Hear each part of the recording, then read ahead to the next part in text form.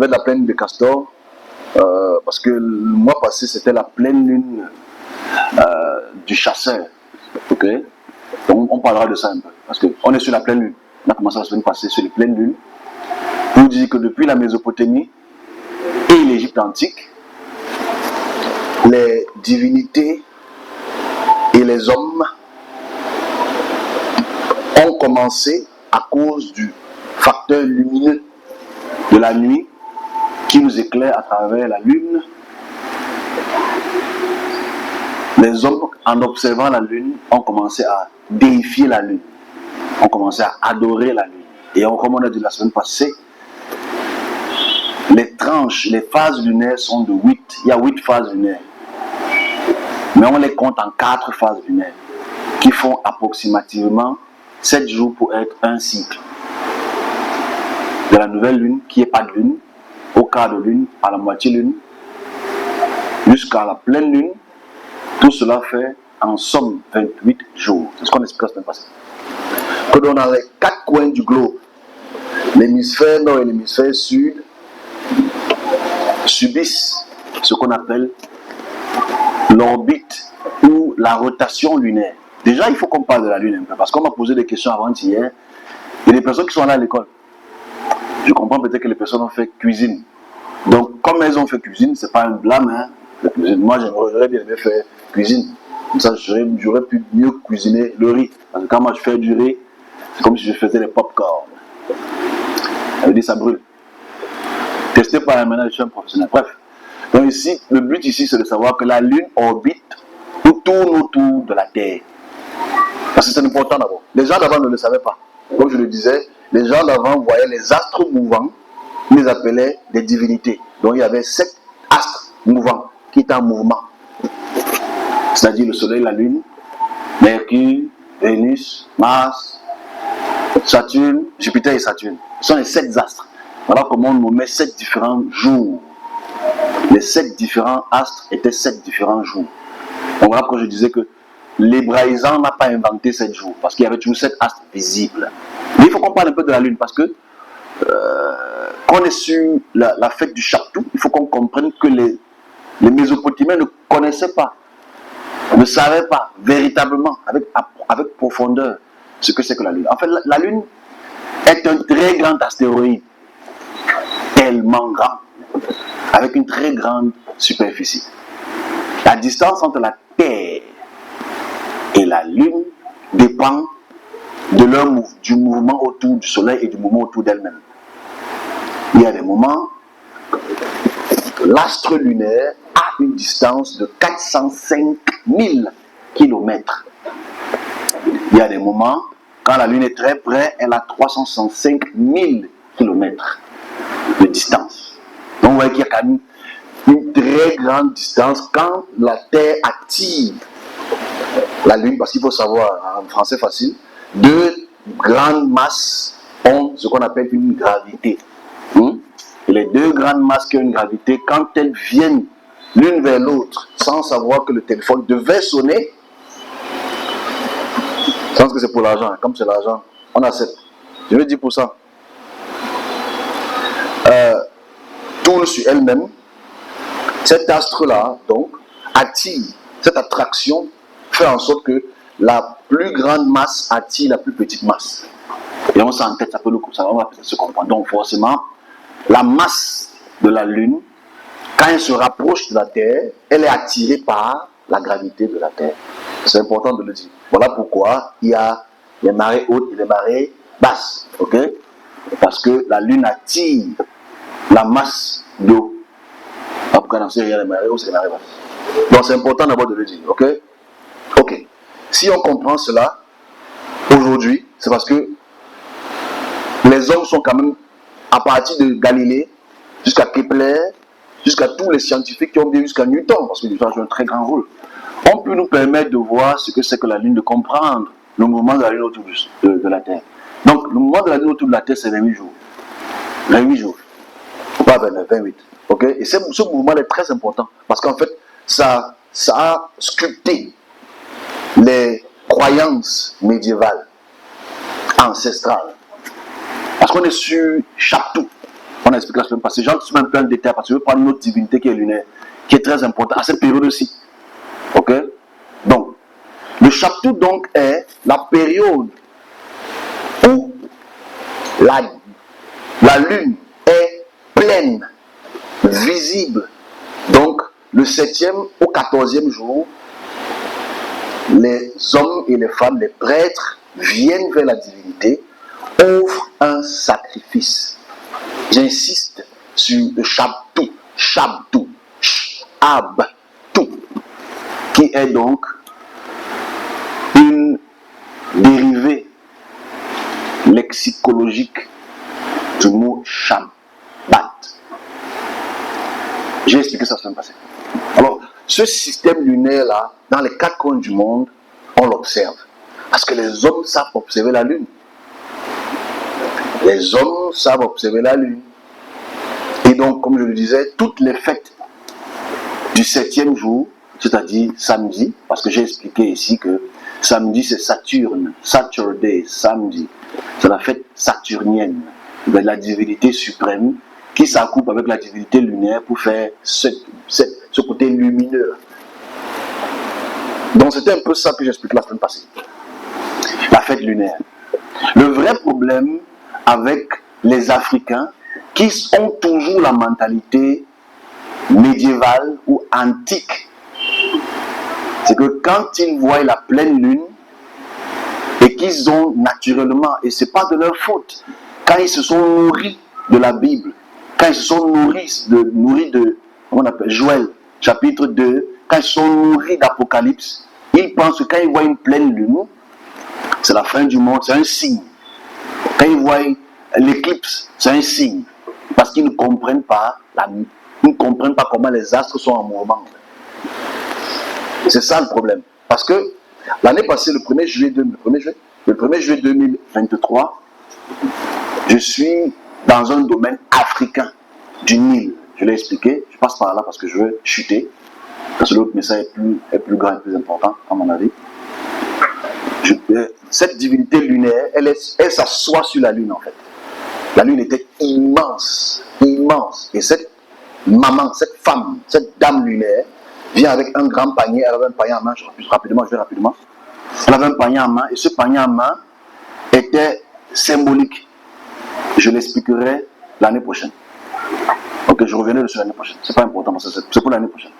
Mais elle vient avec ce panier et elle marche sur la lune. Parce que c'est une divinité lunaire. C'était la pleine lune comme la pleine lune qu'il y a actuellement. C'était l'année passée. Ce qui était l'année passée, je l'ai expliqué ici. Et cette divinité lunaire, très importante et très puissante, est alignée avec ce qu'on appelle de l'eau. Donc forcément, quand elle donnait ça à ces puissants tutélaires en bas, ils tapaient l'eau, ils ont commencé à vibrer l'eau et les poissons sont sortis. Je reviendrai dessus l'année prochaine. J'expliquerai cela. Justement qu'ils sachent, que les gens qui écoutent sachent, mais bon, c'est pas important parce qu'ils connaissent tout. Donc comme ils connaissent tout, je ne dis pas tout. Donc bref, ici cette divinité lunaire, c'est important de savoir que la lune est pleine généralement du 13 au 17. Mais nous sommes spécialement à une période binaire, ok, pour lesquelles la Terre et la Lune, depuis l'année 2024, ça arrive tous les 2 à 3 ans. Mais en 2024, la distance entre la Lune et la Terre est de 365 000 km. Donc ça veut dire, le soleil qui brille et qui touche la Lune, brille beaucoup plus. C'est comme si tu mets un miroir devant toi et tu as une torche. Si ta torche s'allume et que tu la mets très loin, elle aura moins de brillance, de luminescence. Si tu rapproches la torche, elle va briller tes yeux. Ok? C'est pour que les gens comprennent un peu pourquoi ce qu'on appelle ça la pleine lune castor. C'est que la distance actuelle de la Lune est très proche de la Terre. Donc, le reflet donc du soleil illumine. Et forcément, moi je suis étonné. C'est pas un coup de gueule. De voir à quel point les Africains, parce que ça fait quand même 30 ans, en moyenne, je ne veux pas dire 40, ça fait 30 ans quand même qu'on a les gens les plus lettrés d'Afrique. On a des gens qui sont quand même partis à l'école.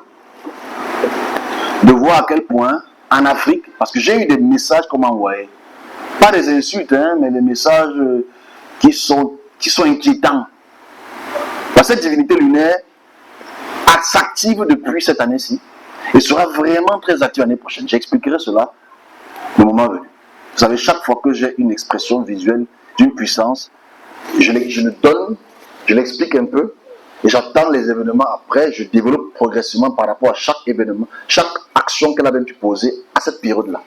Vous voyez que cette divinité lunaire-là, on en a pour 5 ans. C'est-à-dire, c'est le réveil des Kamites, le réveil des cultes africains. Ok? Je reviendrai dessus une prochaine fois. Parce que j'ai un autre. Ici, le vrai problème ici, ça se base sur le fait que les Africains, à notre âge, on est quand même allé à l'école. Même si on s'est arrêté au CP1, au CP2, ou même en 3e, ce n'est pas un problème. Il faut savoir se documenter. De voir à quel point en Afrique, on voit la pleine lune, et on dit que c'est un signe. On m'a envoyé, non, c'est un signe, on m'a envoyé ça, je ne sais pas quelle heure. On me dit, Dieu, c'est un signe du ciel, Marie est venue. Je dis, mais c'est pas possible ça. Et j'ai les gens qui sont ici, hein, ici, là. On me dit, moi j'ai écrit, quoi que c'était Marie. Je dis, mais comment tu peux dire que c'est le soleil en plein jour? Tu sais ce que ça veut dire le soleil en plein jour? Voilà pourquoi Zoé est très important de connaître un peu la géographie et la science. Parce qu'on vous enseigne seulement Joël chapitre 2, on vous enseigne Apocalypse chapitre 12, on vous ment, vous pugez, on anesthésie le cerveau des humains. Tu vois, 500 personnes sont en train de lever les mains au ciel, aïe, Maria, aïe. On réalise à quel point c'est grave. Et tu viens dire à quelqu'un, mon ami, ce n'est que la pleine lune, tu ne peux pas comprendre, les pentecôtistes, votre parole glisse sur moi, ça glisse sur moi. Ce n'est que la lune. On m'a lavé, hein. J'ai dit que mes amis, c'est la pleine lune. C'est la lune castor. Ah, ok. Mais le ok là, c'était pas ok. Hein. Parce que les gens veulent la manifestation. Mais Marie est là en porcelaine. Hein. Marie était là en porcelaine en face. Elle a arrêté 2 drapeaux du Cameroun. Et tu lis les commentaires, tu vois, la dame te fait comprendre qu'il y a la paix au Cameroun. Mais c'est pour la paix au Cameroun. Est-ce qu'elle est allée à Bamenda?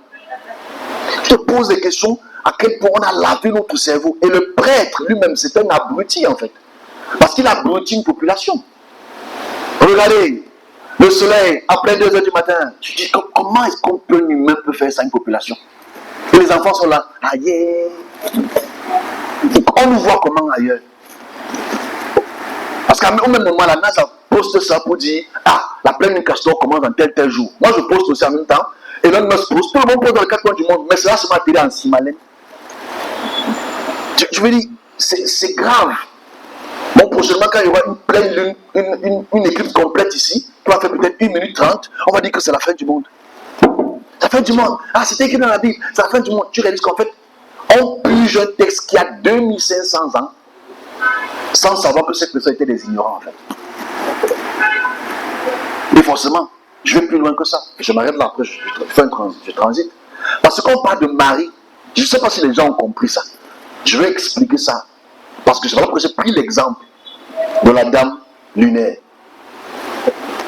J'ai pris l'exemple de la dame lunaire. Si tu dis que Marie apparaît le moment de la lune, c'est que ce sont les ignorants qui te suivent. Mais les gens qui sont avisés doivent faire comprendre à la jeunesse. On vous fait adorer une divinité lunaire.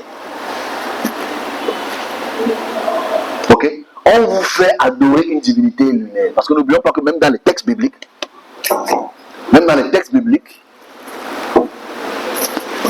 je pense dans l'Apocalypse, je ne sais plus trop, hein, comme je ne lis plus trop ces choses-là, je pense dans l'Apocalypse chapitre 12 ou 11, pour lequel le soleil entoure sa tête, un truc comme ça là. On vous fait croire que c'est les divinités lunaires.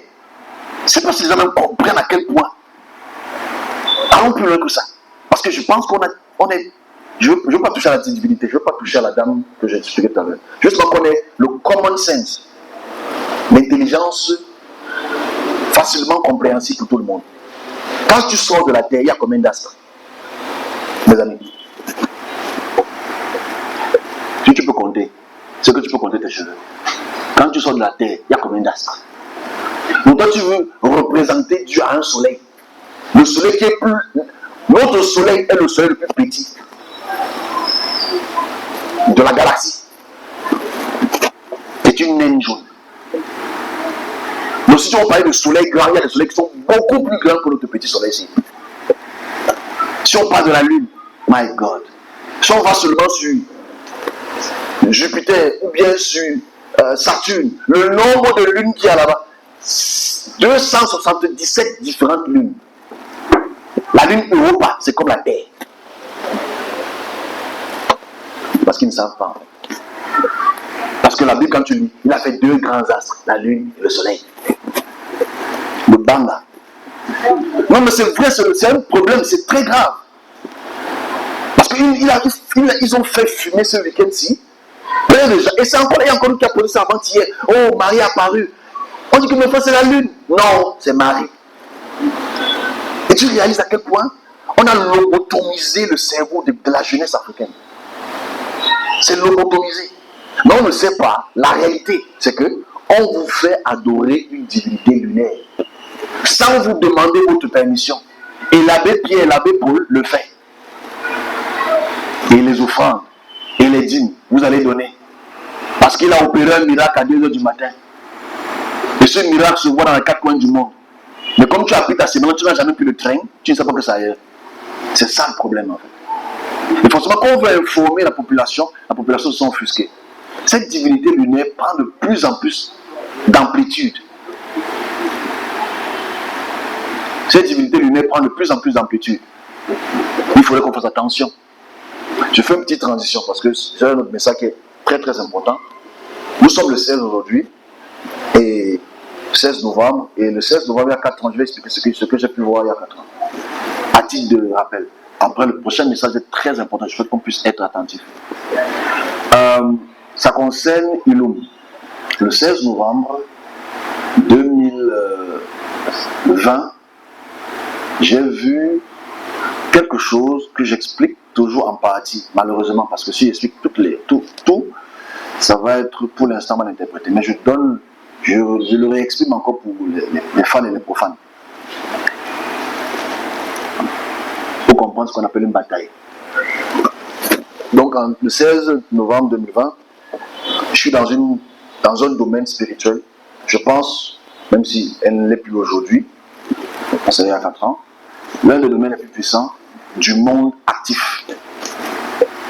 C'est un domaine qui a au moins 3000 ans de survie. Ok, 3000 ans de survie. Ça va passer.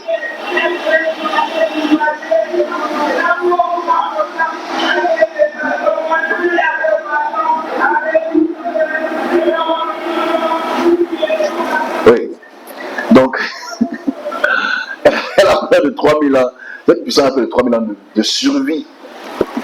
C'est une puissance qui n'est pas de l'eau.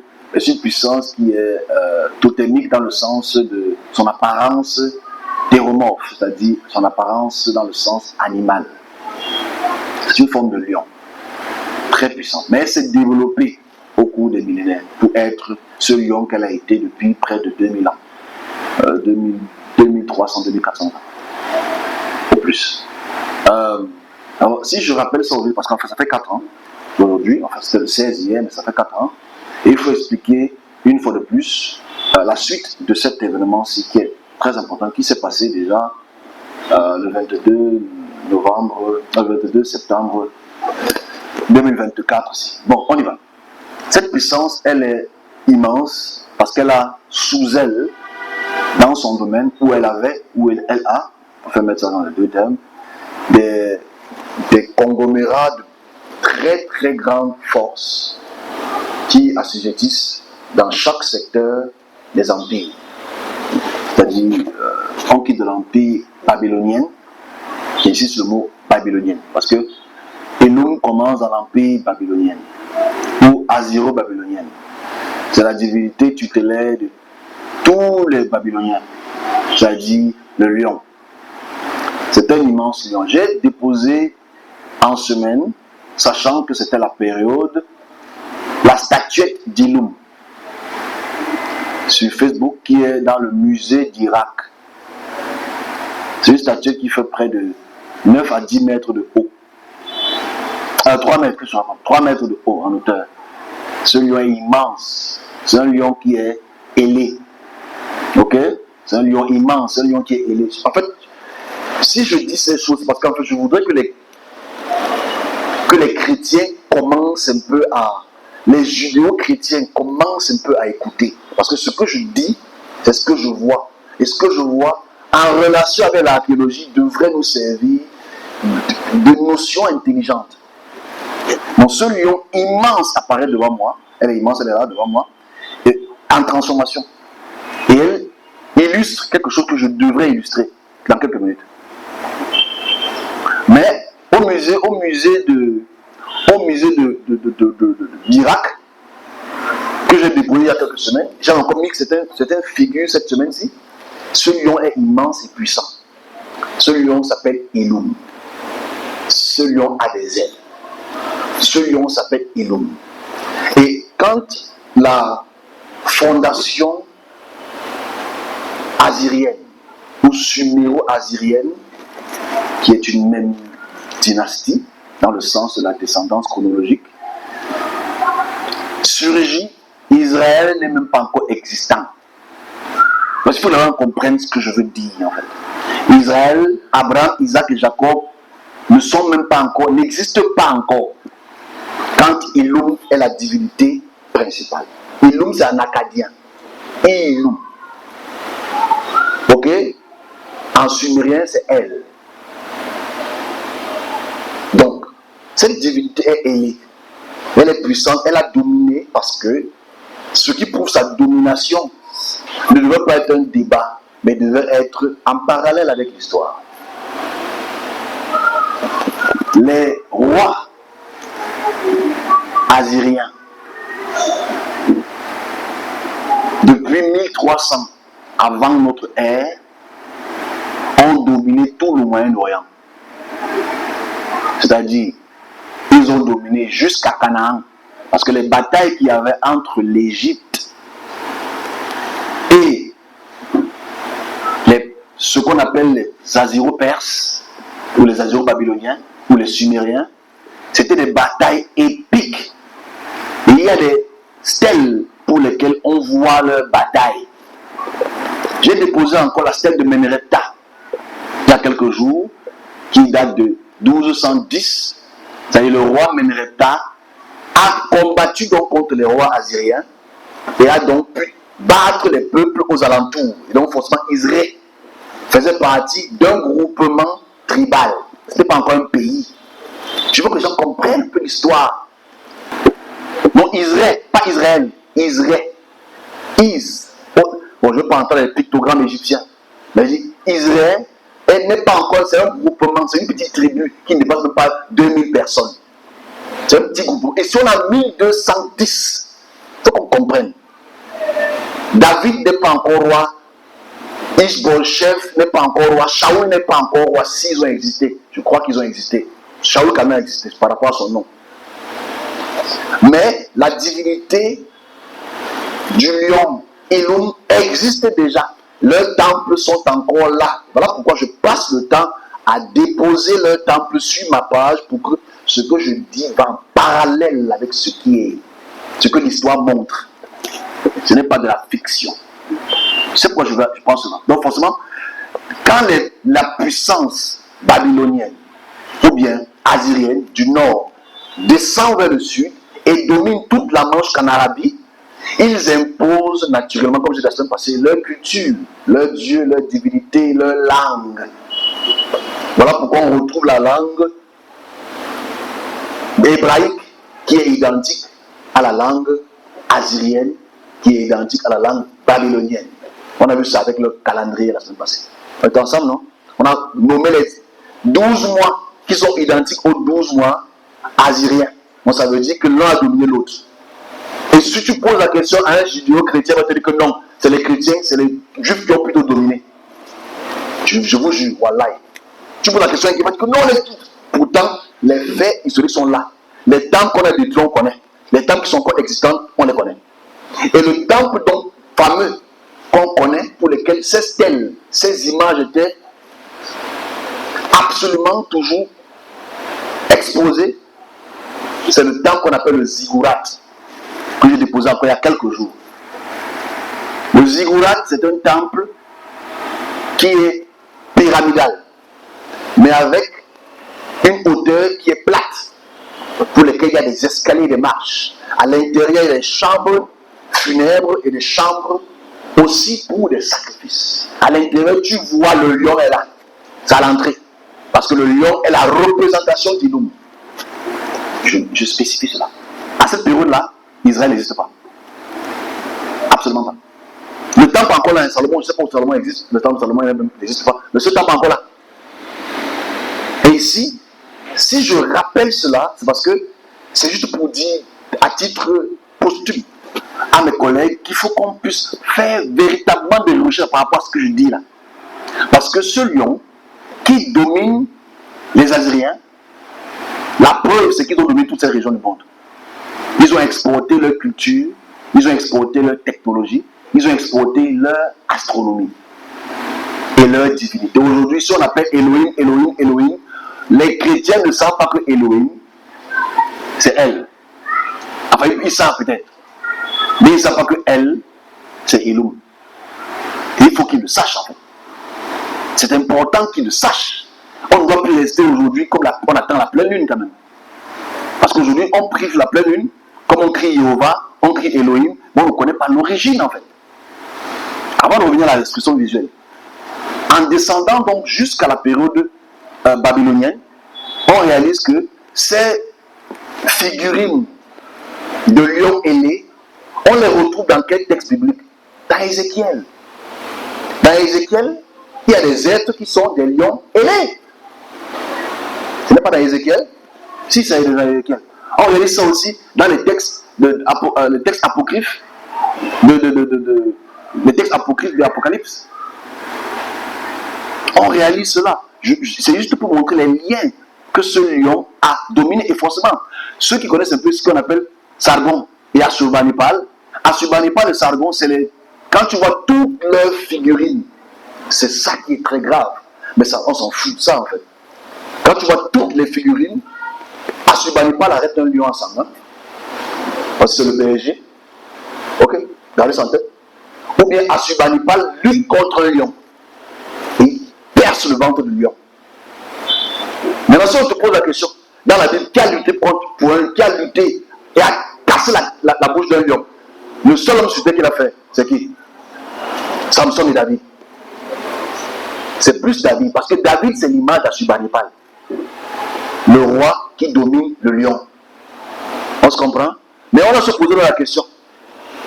Avant donc, on est fou dans cette question. Avant donc que David ne soit David, s'il a existé, je veux bien croire. Mais on a quand même les images de Sargon qui lutte contre un lion. Dans tout l'Irak. Qui a pris chez qui? Je ne sais pas, c'est sûrement les Babyloniens qui ont pris chez David. Je suis sûr. On va toujours trouver des raisons parce qu'on va avoir raison en fait.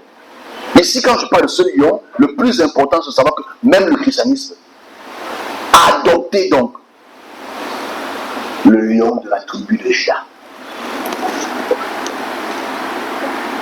Sans comprendre d'où viennent ces appellations de lions et qui étaient les peuples puissants qui dominaient sur les lions.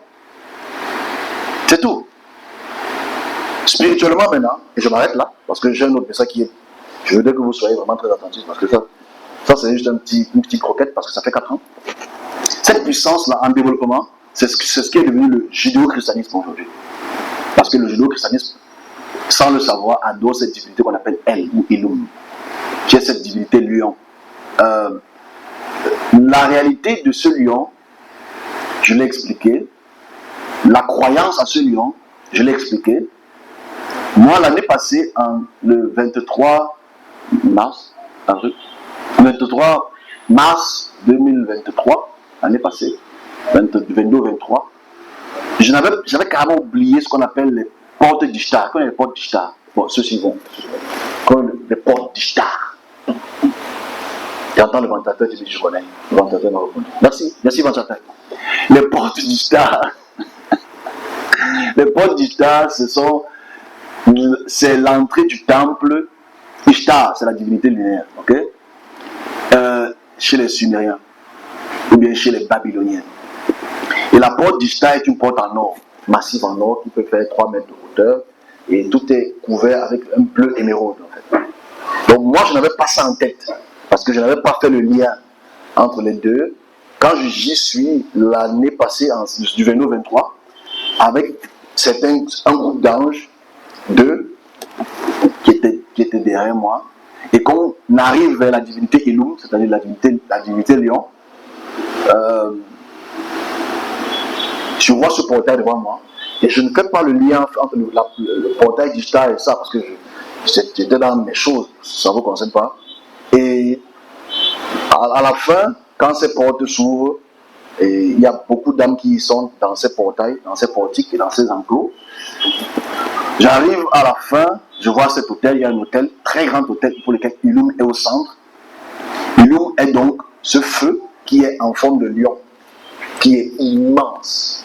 Et on se retrouve et on a une petite discussion. Et après, d'autres choses sont passées qui ne vous concernent pas. Et quand elle se meurt, sur son autel sacrificiel, c'est important de parler de sacrificiel, il y a plein de ces enclos qui restent ouverts et que ces âmes sont en moi. Alors, c'est un message que je passe maintenant parce que ça fait 4 ans. Pour dire Ilum est tombé. Et si Ilum est tombé, c'est pour faire comprendre que si Ilum tombe, comme Ilum est tombé depuis l'année passée, on doit, à partir de cette année-ci, l'année prochaine, voir la dégradation des forces qui animent une certaine forme de judéo-christianisme. Ok? Et c'est voilà que je dis, je vais entrer dans ce sujet-là qui parle de bataille. C'est quoi une bataille? Une bataille, pour qu'il y ait une bataille, il faut que tu aies un adversaire. Ok? Tu ne peux pas avoir une bataille toi-même.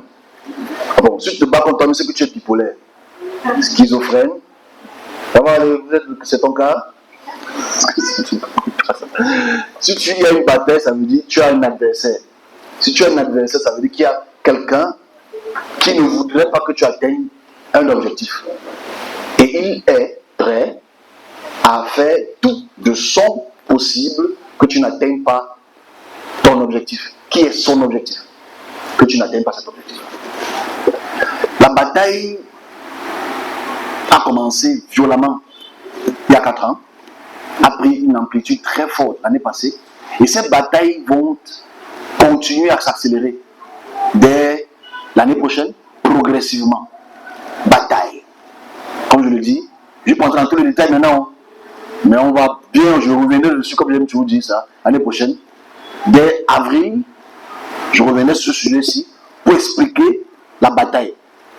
Bataille ici veut dire lutter contre quelqu'un, ou des personnes physiques, ou des personnes spirituelles, qui sont automatiquement des adversaires.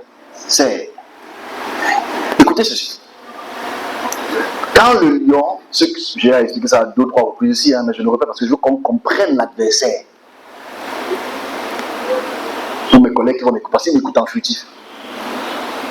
Dans cette expression visuelle, quand Ilum se lève rougissant il y a 4 ans, et qu'il y a des êtres spirituels qui sont en vague à ma droite, d'un domaine très puissant, sont en vague, ils disent une chose que j'ai déjà dit, mais que je le répète, qui concerne la bataille. Il disait, il est temps, empêchons les hommes d'avoir la lumière. C'est ce qui était dit. Je l'ai répété ce jour-là, ça c'est un truc à 4 ans, c'est là. Empêchons-les d'avoir la lumière. Allons-y, hâtons-nous vite. Empêchons-les d'avoir la lumière. Donc, il m'a rougi et les hommes criaient derrière, enfin les esprits là criaient derrière et sortaient en masse. Moi j'étais avec d'autres puissances pour lesquelles ils étaient encagés. Parce qu'il faut savoir, pour qu'une puissance devienne plus puissante, il faut qu'elle agglutine et qu'elle embrigade et qu'elle emprisonne d'autres puissances.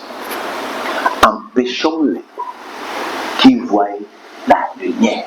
Mais on doit se poser des vraies questions. Si ce message est vrai, parce qu'après c'est un message que je dis, c'est parce que je veux avoir l'argent. Comme tous les autres messages que je dis pour avoir l'argent. Et qu'on confirme sur le journal. si on doit empêcher les gens de voir la lumière, c'est qu'il y a un problème. Réfléchissons ensemble. Empêche ta fille de manger la viande. C'est que ta fille n'a pas la viande. Bon, ton garçon, parce que les filles ne veulent pas la viande, c'est ça? Ouais. Si, je répète encore, parce que c'est là où la bataille sera difficile à comprendre. Pour des la lumière, c'est pas la lumière du jour, la lumière quelconque. On est ensemble? Ok? Ici, si on dit empêcher-les d'avoir la lumière, ça veut dire les gens qu'on pense qu'ils ont la lumière, peut-être n'ont pas la lumière. Pourquoi? Peut-être qu'il est temps que la lumière commence à travailler ou à agir. Et que la lumière n'y est pas. Parce que s'ils disent, c'est là, le texte de 2020 est là. C'est sur ma page, je peux me le reposer tout à l'heure. En parlant de ce texte-ci, je vais le mettre à côté, ici, pour que les gens voient. Empêchons-les qui reçoivent la lumière, qui voient la lumière. Ils étaient en furie, sautant en courant. Et naturellement, je me pose pas la question. Je me dis, mais empêcher qu'ils voient la lumière, mais les serviteurs de Dieu sont en lumière. J'étais encore chrétien, donc Jésus est lumière, il est là parmi nous. Ah, c'est 4 ans plus tard, bon, un peu moins, hein, que forcément, vous allez comprendre pourquoi mon shit est vraiment cheaté. Mais si on va empêcher aux gens d'aller à la lumière, ça peut aussi être un fable qu'il veut nous montrer, parce qu'en fait, les gens peuvent twister up and down. La seule preuve que ça peut être une réalité, c'est la fin. Pas la fin des temps. La concrétisation de cette expression-ci. Mais si on dit empêcher que la lumière se voie ou se vive, c'est que ceux qui sont les porteurs de lumière n'ont peut-être pas la lumière. Je dis le mot peut-être parce qu'il va être gentil. C'est ça le mot clé. Et depuis 2021, 2022, 2023 et cette année-ci, c'est un message qui me dérange. Mais comme je l'ai dit l'année passée, la bataille était assez forte, spirituellement. Et on arrive à une période où cette force a perdu son énergie. Et on va voir les résultats ou les séquelles. Et moi, je préviens toujours, comme d'habitude, je préviens toujours dans le vide pour l'instant. Comme je le préviens encore tout à l'heure, de tous les messages que je donne, c'est le fait que si la puissance Illum, le lion, tombe, comme c'est tombé l'année passée, et comme les effets vont commencer à se voir dès l'année prochaine, progressif, c'est là même, c'est progressif, parce qu'il y a encore les têtus. Le vrai problème ici est ceux qui quittent Illum vont où? C'est toujours ça mon plus gros problème en fait. C'est que ceux qui quittent cette divinité-ci là, dans quelle direction allons-nous? Dans quelle direction prendront ces personnes? Vu qu'ils ont comme seul apport relationnel spirituel avec Illum. On ne connaît rien d'autre à part ça. Ok? On ne connaît rien d'autre à part ça, malheureusement. Donc, je rappelle ça parce que ça fait exactement 4 ans, jour pour jour, que j'ai eu cette expression. Et c'est mon devoir de toujours faire les mises à jour. Ok? Faire les mises à jour pour que les gens voient l'actualité. Ok?